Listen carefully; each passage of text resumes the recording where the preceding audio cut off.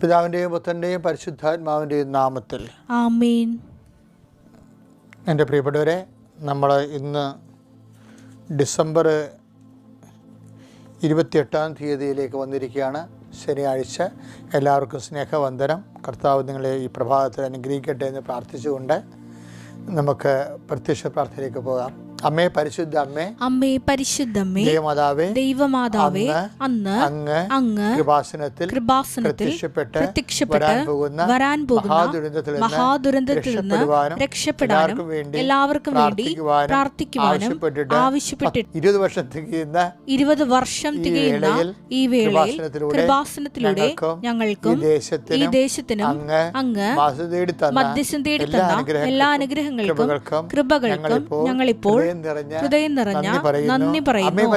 അമ്മേ പരിശുദ്ധ ജപമാല മാതാവേ, സകല പ്രാർത്ഥനയോടും ചേർത്ത് ഞങ്ങളിപ്പോൾ പ്രാർത്ഥിക്കുന്ന ഈ കുടുംബത്തിന്റെ പ്രത്യേക നിയോഗം, പ്രാർത്ഥനാവശ്യങ്ങൾ മൗനമായി സമർപ്പിക്കുക ഭക്തിയോടെ.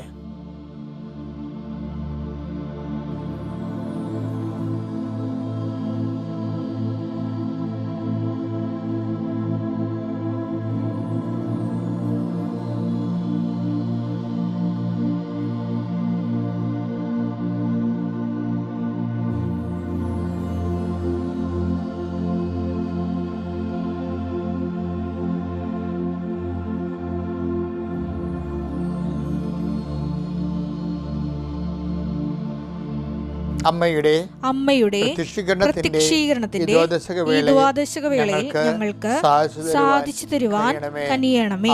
ആമേൻ. വിശ്വാസ പ്രമാണം. സർവശക്തനായ പിതാവും ആകാശത്തിന്റെയും ഭൂമിയുടെയും സൃഷ്ടാവുമായ ദൈവത്തിൽ ഞാൻ വിശ്വസിക്കുന്നു.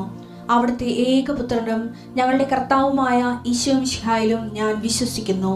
ഈ പുത്രൻ പരിശുദ്ധാത്മാവിനാൽ ഗർഭസ്ഥനായി കന്യകാമറിയത്തിൽ നിന്ന് പിറന്ന് പൊന്തിയോസ് പീലാത്തോസിന്റെ കാലത്ത് പീഡകൾ സഹിച്ച് കുരിശിൽ തറയ്ക്കപ്പെട്ട് മരിച്ച് അടക്കപ്പെട്ട് പാതാളങ്ങളിൽ ഇറങ്ങി മരിച്ചവരുടെ ഇടയിൽ നിന്ന് 3-ാം നാൾ ഉയർത്ത് സ്വർഗത്തിലേക്ക് എഴുന്നള്ളി സർവശക്തിയുള്ള പിതാവായ ദൈവത്തിന്റെ വലതുഭാഗത്തിരിക്കുന്നു.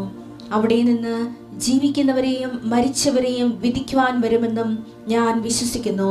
പരിശുദ്ധാത്മാവിലും ഞാൻ വിശ്വസിക്കുന്നു. വിശുദ്ധ കത്തോലിക്കാ സഭയിലും പുണ്യവാന്മാരുടെ ഐക്യത്തിലും പാപങ്ങളുടെ മോചനത്തിലും ശരീരത്തിന്റെ ഉയർപ്പിലും നിത്യമായ ജീവിതത്തിലും ഞാൻ വിശ്വസിക്കുന്നു. ആമേൻ. സുഖസ്ഥനായ ഞങ്ങളുടെ പിതാവേ, അങ്ങയുടെ നാമം പൂജിതമാകണമേ. അങ്ങയുടെ രാജ്യം വരണമേ. അങ്ങയുടെ തിരുമനസ് സ്വർഗത്തിലെ പോലെ ഭൂമിയിലും ആകണമേ. അന്നു വേണ്ടുന്ന ആഹാരം ഇന്ന് ഞങ്ങൾക്ക് തരണമേ. ഞങ്ങളോട് തെറ്റ് ചെയ്യുന്നവരോട് ഞങ്ങൾ ക്ഷമിക്കുന്നത് പോലെ ഞങ്ങളുടെ തെറ്റുകൾ ഞങ്ങളോടും ക്ഷമിക്കണമേ. ഞങ്ങളെ പ്രലോഭനത്തിൽ ഉൾപ്പെടുത്തരുതേ, തിന്മയിൽ ഞങ്ങൾ രക്ഷിക്കണമേ. ആമേൻ. നന്മ നിറഞ്ഞ മറിയമേ, സ്വസ്തി. കർത്താവ് അങ്ങയുടെ കൂടെ സ്ത്രീകളിൽ അങ്ങ് അനുഗ്രഹിക്കപ്പെട്ടവളാകുന്നു. അങ്ങയുടെ ഉദരത്തിൻ ഫലമായി ഈശോ അനുഗ്രഹിക്കപ്പെട്ടവനാകുന്നു. പരിശുദ്ധ മറിയമേ, തമ്പുരാന്റെ അമ്മേ, പാപികളായ ഞങ്ങൾക്ക് വേണ്ടി ഇപ്പോഴും ഞങ്ങളുടെ മരണസമയത്തും തമ്പുരാനോട് അപേക്ഷിക്കണമേ. ആമേൻ. പ്രിയമുള്ളവരെ, നമ്മൾ അനുദിന അനുഗ്രഹ പ്രാർത്ഥനയിലേക്ക് പോവുകയാണ്. എല്ലാവരും ഭക്തിയോടെ ഈ പ്രഭാതത്തിൻ്റെ അനുഗ്രഹം കർത്താവിൻ്റെ പ്രസാദമായി ഏറ്റുമേടിക്കേണ്ട സമയമാണ്. കർത്താവ്, ഈ പ്രഭാതത്തിൽ നിൻ്റെ പ്രസാദമായി ഞങ്ങൾ ഈ പ്രാർത്ഥനയെ സമർപ്പിക്കുന്നു. കർത്താവ്, ഇങ്ങനെ ഒരു മുഹൂർത്തവും ഇങ്ങനെ ഒരു അങ്ങയെ ഞങ്ങൾ തമ്മിൽ സന്ധിക്കുമ്പോൾ ദൈവത്തിൻ്റെ സാന്നിധ്യം സംരംഭമാക്കുന്ന ഈ സംരംഭത്തിന് നന്ദി പറയുന്നു. കർത്താവ്, ഈ പ്രാർത്ഥനയെ സ്ഥിരമായി മുടങ്ങാതെ പങ്കെടുക്കുന്ന എല്ലാവരെയും നീ പ്രത്യേകമായി അഭിഷേകം ചെയ്യണം. കർത്താവ്, ഒരിക്കലും പ്രാർത്ഥന നഷ്ടപ്പെട്ടു പോകാനോ അത് പോകുന്ന രീതിയിൽ ആധ്യാത്മികമായി ഒരു പിന്തുടർച്ചയില്ലാതെ വരാനോ നീ അനുവദിക്കല്ലേ എന്ന് പ്രാർത്ഥിക്കുന്നു. കർത്താവ്, ഈ ദിവസങ്ങളിലെല്ലാം പ്രത്യേക സങ്കടങ്ങളിരിക്കുന്നവരെയാണ് ഇപ്പോൾ കർത്താവ് കാണിച്ചു തരുന്നത്. മരണമോ വിയോഗമോ കാണാതായ അവസ്ഥകളോ ഉള്ളത് മൂലം വ്യക്തികളോ വസ്തുക്കളോ നഷ്ടപ്പെട്ടതിൻ്റെ പേരിൽ ഭയവും നിരാശയും സങ്കടവും അനുഭവിക്കുന്നവരെ ഇപ്പം കർത്താവ് സ്പർശിക്കുന്നു.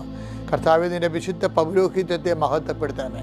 കർത്താവെ, സഭയിലുള്ള സാന്നിധ്യം പ്രകടമാക്കണമേ. എൻ്റെ അമ്മയെ, പരിശുദ്ധമേ, ദേവമാതാവേ, ഈ നിമിഷം മക്കൾക്ക് വേണ്ടി മാധ്യസ്ഥ പ്രാർത്ഥിക്കും. കൃപാസാൽത്താരെ ജീവനോടെ പ്രത്യക്ഷപ്പെട്ട അമ്മയുടെ മാധ്യസ്ഥതയിൽ ആശ്രയിച്ചുകൊണ്ട്, വിശ്വസിച്ചുകൊണ്ട്, പ്രത്യാശിച്ചുകൊണ്ട്, സ്നേഹത്തോടെ സുവിശേഷ വേല ചെയ്ത് ഉടമ്പടി ജീവിക്കുന്ന എല്ലാവരെയും, ആ ഉടമ്പടി എടുക്കുന്നതിന് ആഗ്രഹിക്കുകയും ഒരു നാൾ കൃപാസനത്തിൽ വരണം, ഉടമ്പടി എടുക്കണമെന്ന് ആഗ്രഹിക്കുന്ന എല്ലാവരെയും നീ ആശീർവദിക്കണമെന്ന് പ്രാർത്ഥിക്കുന്നു. ഉടമ്പടി എടുക്കാത്ത ആരെങ്കിലും ഇപ്പോഴും ഈ പ്രാർത്ഥനയിൽ പങ്കെടുക്കുന്നുണ്ടെങ്കിൽ അവരെ നീ പ്രത്യേകമായിട്ട് കർത്താവെ പ്രത്യേക അഭിഷേകം നൽകി അനുഗ്രഹിക്കണം പ്രാർത്ഥിക്കുന്നു. കർത്താവ് ശരീരം മുഴുവനും പലതരത്തിലുള്ള ചിരങ്ങുകളും ചൊറികളും ഒക്കെ വന്ന് വിഷമിക്കുകയും വെള്ളപ്പാണ്ടുകൾ വരികയും പലതരത്തിലുള്ള തൊലിക്ക് അലർജി ഉണ്ടാകുകയും ചെയ്യുന്ന വ്യക്തികൾ കർത്താവെ കാണിച്ചു തരുന്നുണ്ട്. നീ അത് വിശുദ്ധമായ രക്തത്താൽ കർത്താവ് ദിവ്യലേപനമായ നിൻ്റെ വിശുദ്ധമായ രക്തത്താൽ അവരെ തളിക്കണമെന്ന് പ്രാർത്ഥിക്കുന്നു. കർത്താവ് കടകമ്പോളങ്ങൾ, വ്യാപാര വ്യവസായങ്ങൾ ഒക്കെ നടത്തുന്നവർ, അതിൻ്റെ അകത്ത് ബിസിനസ്സിൽ കച്ചവടത്തിൽ വരുന്ന പ്രതിസന്ധികളിൽ കച്ചവടത്തിൽ കർത്താവ് വേണ്ടത്ര പണം വരാത്തവരോ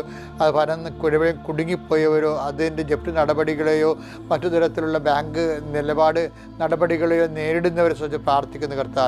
കർത്താവെ ജീവിത വിദ്യാഭ്യാസ ലോണിന് വേണ്ടി എടുക്കുകയും അതുപോലെ വിദ്യാഭ്യാസ ലോണിന് ശേഷം ജോലി കിട്ടിയതിന് ശേഷം അത് പിന്നെ ജോലി നഷ്ടപ്പെടുകയും അത് ലോൺ അടക്കാൻ പറ്റാതെ വരികയും ചെയ്തിട്ടുള്ള മക്കളുണ്ട് ഈശോയെ. പെര കെട്ടുവാനോ റിപ്പയർ ചെയ്യാനോ കഴിയാത്ത ആൾക്കാരുണ്ട് ഈശോയെ. അതുപോലെ തന്നെ ആ വീട്ടിലേക്കുള്ള വഴി ഇല്ലാത്തവരുണ്ട് ഈശോയെ. വെള്ളമില്ലാത്തവരും അതുപോലെ തന്നെ പലതരത്തിലുള്ള അയൽവാസികളുമായിട്ട് പല സങ്കടങ്ങളിൽ ജീവിക്കുന്ന ആൾക്കാരുണ്ട് ഈശോയെ.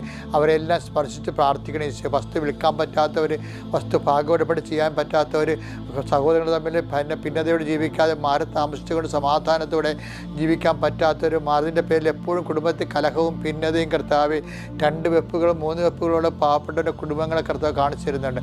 അവിടെ എല്ലാം കർത്താവ് ഈ പ്രാർത്ഥനയിൽ പങ്കെടുക്കുന്ന മക്കൾക്ക് കർത്താവ് പ്രത്യേക അടയാളം നൽകി അവർ സന്ധിക്കണ പ്രാർത്ഥിക്കുന്നു. എൻ്റെ കർത്താവിൻ്റെ ഉന്നതമായ നാമത്തിൽ സഭയുടെ അധികാരത്തിൽ കുരിശിൻ്റെ അടയാളത്തിൽ ദൈവത്തിൻ്റെ ശ്രദ്ധ പ്രാർത്ഥിക്കുന്നു. മക്കളോർത്ത് വിലപിക്കുന്നവർ, പ്രായമായ മക്കൾ, അതുപോലെ തന്നെ പഠിക്കുന്ന മക്കൾ, കുഞ്ഞുങ്ങളായ മക്കൾ, അവരോരോ മക്കൾക്കും ഓരോ തരത്തിൽ അവരെ കൊണ്ട് സങ്കടങ്ങൾ അനുഭവിക്കുന്ന മാതാപിതാക്കന്മാർ സന്ധിക്കണമെന്ന് പ്രാർത്ഥിക്കുന്നു. കർത്താവ് മുടികൾ കൊഴിഞ്ഞു പോകുന്ന കുഞ്ഞുങ്ങൾക്ക് പോലും മുതിർന്നവർക്ക് വരെ ഉണ്ട് കർത്താവ്. അതുപോലെ ശരീരത്തിൻ്റെ വിവിധ ഭാഗങ്ങൾ അഴുകി വരുന്നവരും മുഴ വരുന്നവരും ചിരങ്ങ് വരുന്നവരും അനേകം മക്കളുണ്ട്. അവരെല്ലാം സ്പർശിക്കണം പ്രാർത്ഥിക്കുന്നു. കർത്താവ് നിൻ്റെ വിശുദ്ധ പൗരോഹിത്യത്തെ മഹത്വപ്പെടുത്താൻ പ്രാർത്ഥിക്കുന്നു. കുർബാനയ്ക്ക് മാസങ്ങളായി ദിവസങ്ങളായി പോകാതിരിക്കുന്നവരും പോകാൻ അവസരം ഉണ്ടായിട്ടും മടിഞ്ഞ് മനസ്സ് മരവിച്ച് ആധ്യാത്മിക തണുപ്പിൽ ജീവിക്കുന്ന ആൾക്കാരുണ്ട് ഈശോയെ. അവരെല്ലാം നീ ചൂട് നൽകി പരിശുദ്ധാത്മാവിനെ കൃപ നൽകി അമ്മയുടെ മാധ്യസ്ഥത്തിൽ അവരെ സന്ധിക്കണം പ്രാർത്ഥിക്കുന്ന കർത്താവ്. കുടുംബങ്ങളിലെ കർത്താവെ സമാധാനം നഷ്ടപ്പെട്ടവർ പോയവർ, അതുപോലെ കുടുംബത്തിൽ പരസ്പരമുള്ള ശണ്ടകൾ, പരസ്പര ഭിന്നിപ്പുകൾ, തെറ്റായ പ്രണയബന്ധങ്ങളിലും അതിൻ്റെ പേരിൽ അപ്പനും അമ്മയും 2 ചേരികളായി മാറുകയും മക്കൾ ഓരോ ഗ്രൂപ്പിസം ഉണ്ടാക്കുകയും അങ്ങനെ കുടുംബങ്ങളിലേക്ക് നിശബ്ദമായി ആത്മപ്രബോധമായി കഴിയുന്ന കുടുംബങ്ങളുടെ മേൽ കർത്താവ് സാത്താനെ അവിടുന്ന് ആട്ടി അകറ്റുന്നതിന് വേണ്ടി യേശു ക്രിസ്തു നാമത്തിൽ പ്രാർത്ഥിക്കുന്നു. കർത്താവ് ജീവിക്കാൻ മാർഗമില്ലാതെ എന്ത് ചെയ്യണം, എവിടെ പോകണം, ആരെ ആരെ അവലംബിക്കണം, ഏത് വഴിക്ക് തിരിഞ്ഞു പോകണം, എവിടെയെങ്കിലും പോയി ഒടുങ്ങിയാലും കുഴപ്പമില്ല, ഇവിടെ കിടന്നിട്ട് കാര്യമില്ലെന്ന് പറഞ്ഞുകൊണ്ട് പരസ്പരം പ്രാഗി, കുടുംബത്തെ പ്രാഗി, മറ്റുള്ളവരെ പ്രാഗി ഭാരപ്പെടുന്ന എല്ലാ വ്യക്തികളുടെയും കർത്താവിൻ്റെ രക്തം പതിക്കട്ടെ. അവരെല്ലാം കർത്താവിൻ്റെ ഉന്നതമായ പശ്ചാത്താപത്തെ ദൈവത്തിലേക്ക് തിരിച്ചു വന്നുകൊണ്ട് കർത്താവിൻ്റെ കൃപ നിറയാനുള്ള അടയാളങ്ങൾ ലഭിച്ചുകൊണ്ട് ആ കുടുംബത്തെ ശക്തിപ്പെടുത്തേണ്ട കർത്താവ് ഇന്ന് പരിശുദ്ധ ദേവമാതാവിൻ്റെ മാധ്യസ്ഥത്തിൽ പ്രാർത്ഥിക്കുന്നു. ആമേൻ.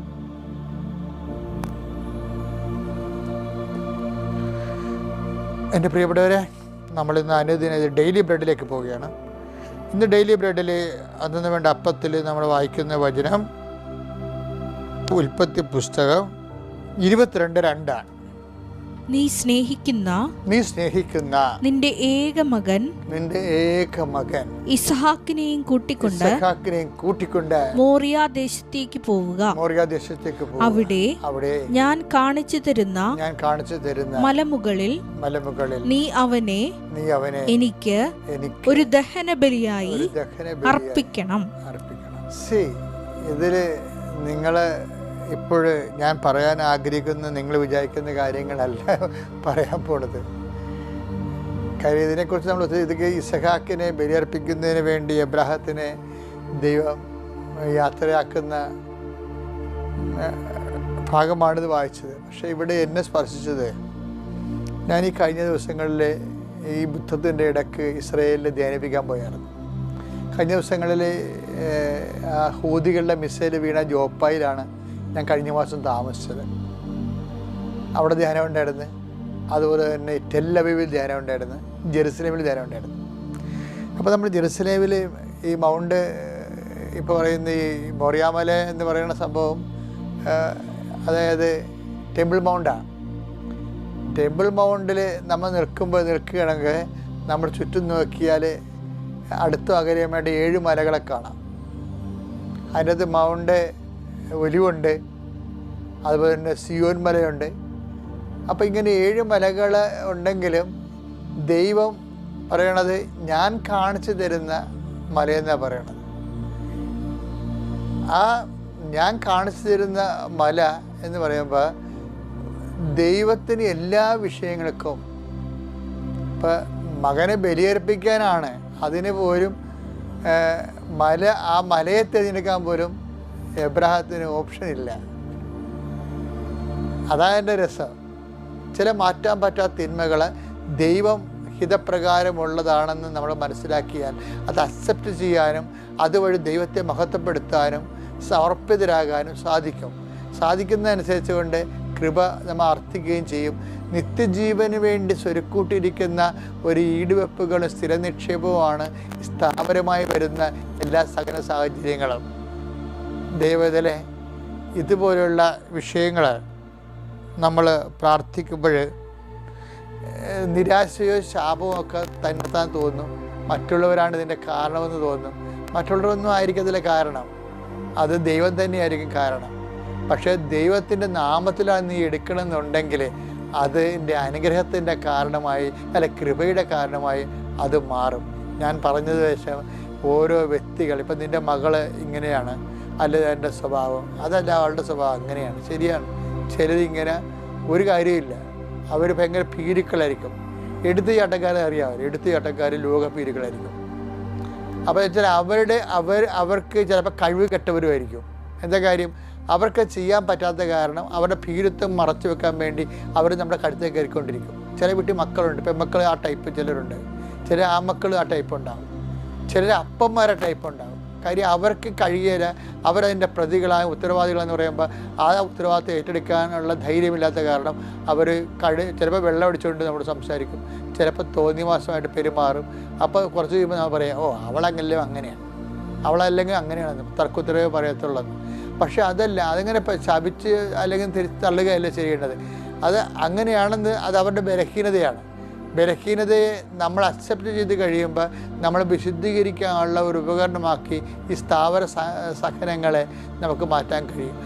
എപ്പോഴും ഈ കുറുക്കൻ്റെ കണ്ണ് എപ്പോഴും കോഴിക്കോട്ടെന്ന് പറഞ്ഞ പോലെ ഒരു ദൈവ പൈതലിൻ്റെ കണ്ണ് എപ്പോഴും കൃപയുടെ സോഴ്സിലായിരിക്കണം. കൃപ ഇവിടുന്ന് വരണമെന്ന് നോക്കണം. അതുകൊണ്ടാണ് പലപ്പോഴും മൗനം പാലിക്കുന്നതിൻ്റെ കാരണം അതാണ്. കൃപയുടെ സോഴ്സ് കണ്ടുപിടിച്ചു കഴിഞ്ഞാൽ പിന്നെ എന്ത് ചെയ്യും? ബാക്കിയെല്ലാം വിറ്റുകളെ. കർത്താവ് തന്നെ പറഞ്ഞത്, നീ ഒരിക്കലും ഒരു നിധി കണ്ടെത്തി കഴിഞ്ഞാൽ ബാക്കിയുള്ളതെല്ലാം വിറ്റുകളെ. Take the word of God. Mathai 13:44. Mathai 13:44.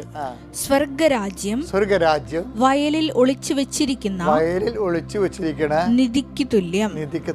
അത് കണ്ടെത്തുന്നവൻ അത് മറച്ചു വെക്കുകയും സന്തോഷത്തോടെ പോയി തനിക്കുള്ളതെല്ലാം വിറ്റ് ആ വയൽ വാങ്ങുകയും ചെയ്യുന്നു. ഇത് മനസ്സിലായില്ലേ? അതായത് ഇതുപോലെ സ്ഥാവര സഹനം അങ്ങനെ മാറ്റാൻ പറ്റാത്ത ഇമ്മൂവബിളായിട്ടുള്ള ഇതുപോലെ സഫറിങ് പോയിന്റുകൾ, സഫറിങ് പേഴ്സൺസ്, അത് എന്ത് ചെയ്യും? അതൊരു നിധിയാണ്. എന്താണ്? ദൈവരാജ്യത്തിലേക്കും കൃപയിലേക്കും നമ്മളെ കൊണ്ടുവരുന്ന നിധിയാണ്. അത് കണ്ടെത്തി കഴിഞ്ഞാൽ എന്ത് ചെയ്യും?